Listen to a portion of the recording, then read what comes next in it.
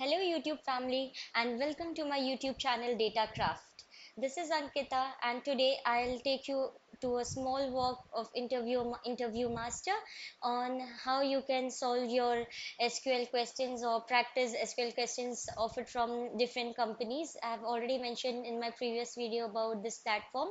So let's not waste much of our time and get back to the questions. So here we have this question from Google. The difficulty level would be easy. It's known as user engagement with search quality, right?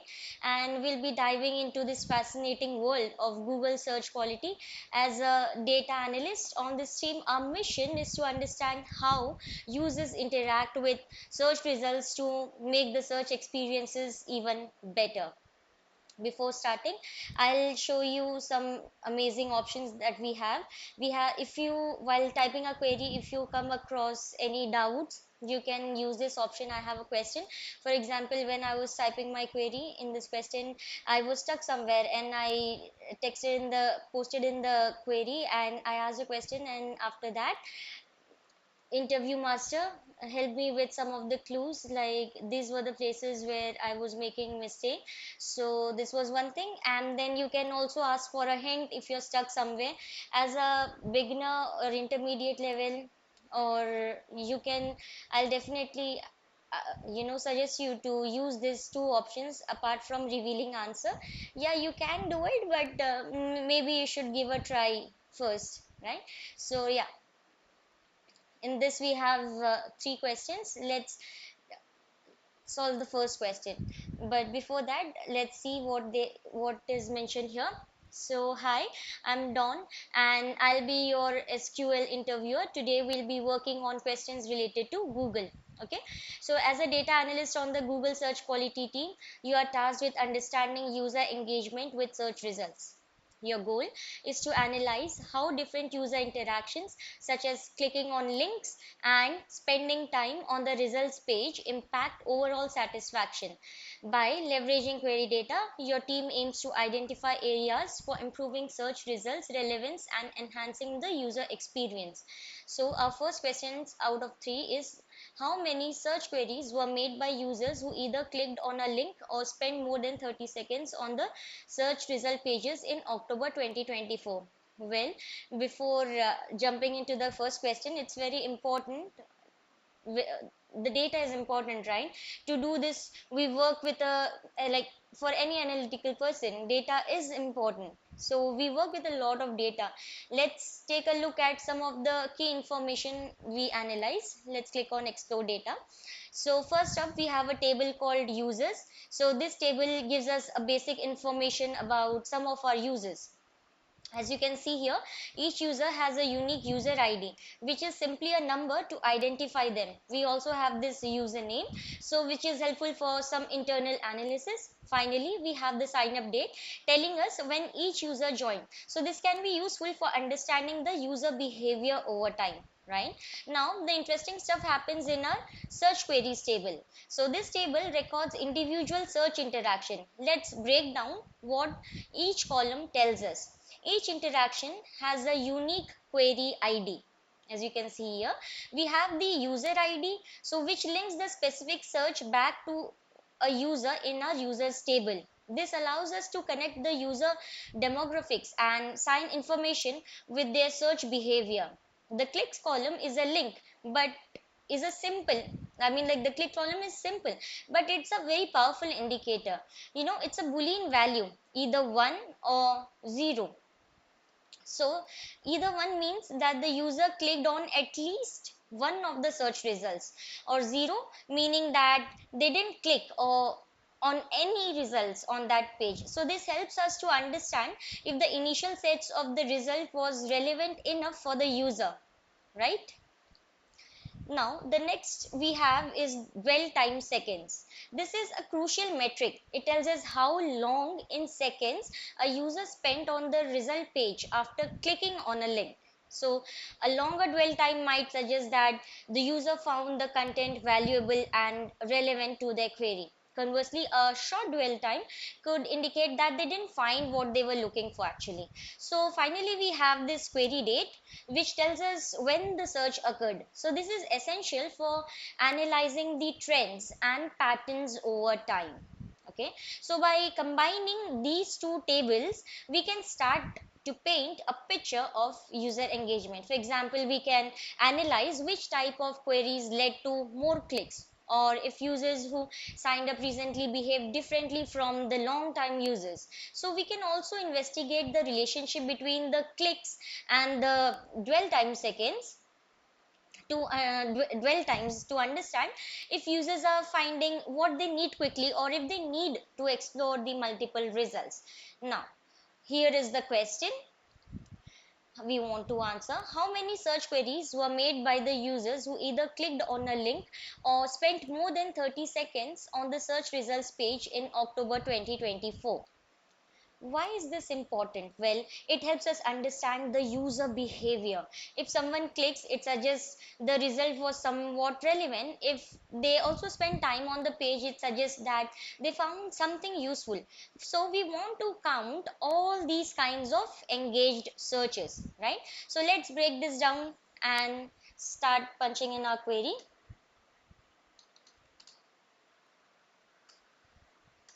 Select,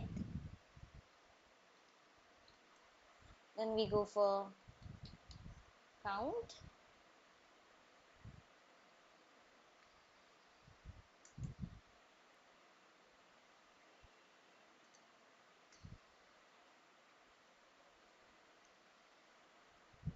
We put asterisk.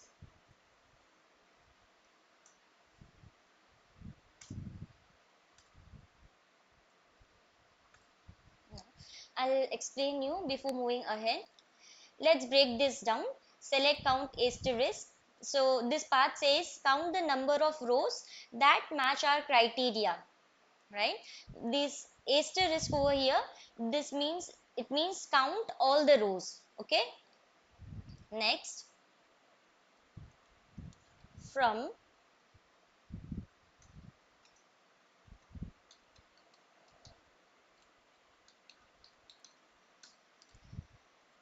search queries. Okay.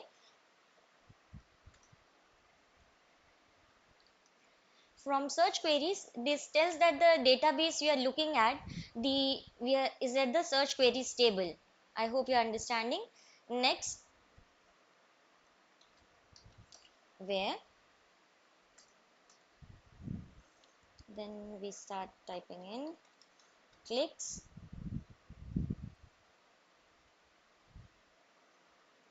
equal to 1, then we add this O function, O dwell underscore time underscore seconds, which is greater than 30, then parenthesis is closed. So what does this mean? So the clicks equal to 1 or dwell times seconds, which is greater than 30. This is the core of our questions. Okay, it says like include rows where either click is 1, meaning they clicked, or dwell time second is greater than 30, meaning that they spent a while on the page. All right, so let's type in the other query, which is and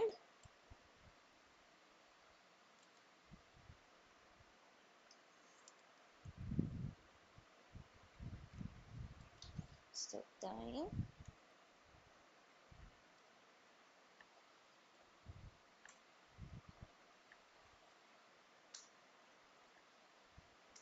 Sorry. Then we type in y,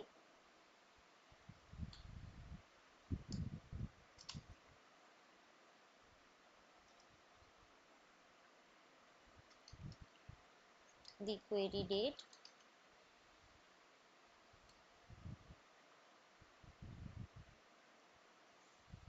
equal to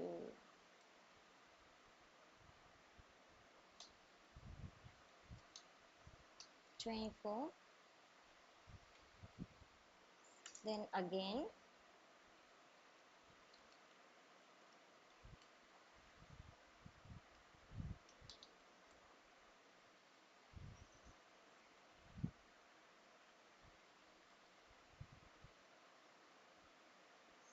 we have M, then the query underscore date, close the parenthesis, equals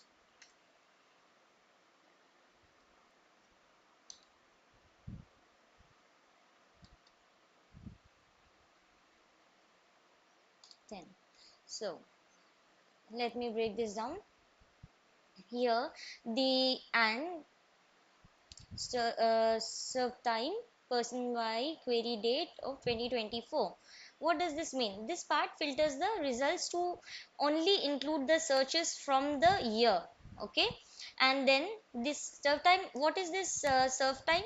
The serve time is a function that lets us extract the parts of the date, like here the person y, it extracts the year, and the serve time here in this person m, it includes what like query date 10. This further filters the results to include the searches from the month of October, as it's already mentioned in the question, October 2024. So here we have mentioned as 2024 and the month as 10, right? So here this person extracts the person m extracts the month.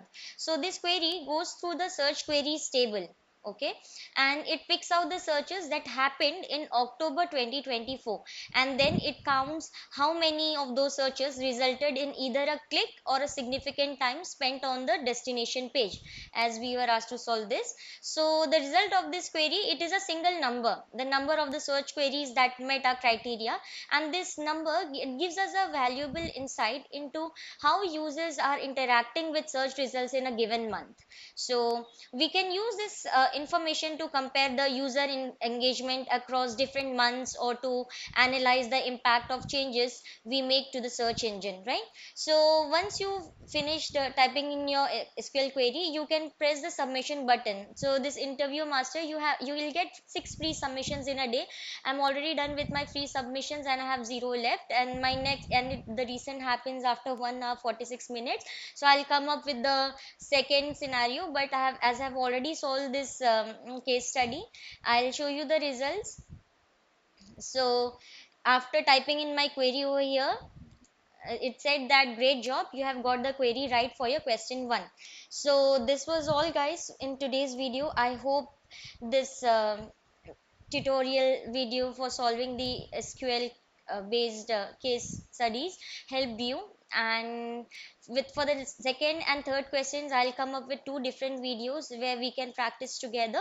And I hope you enjoyed this content. If you like, if you enjoyed or if you learned something, please make sure you comment on this and like or subscribe. Well, okay, I hope that's all for the day. Thank you.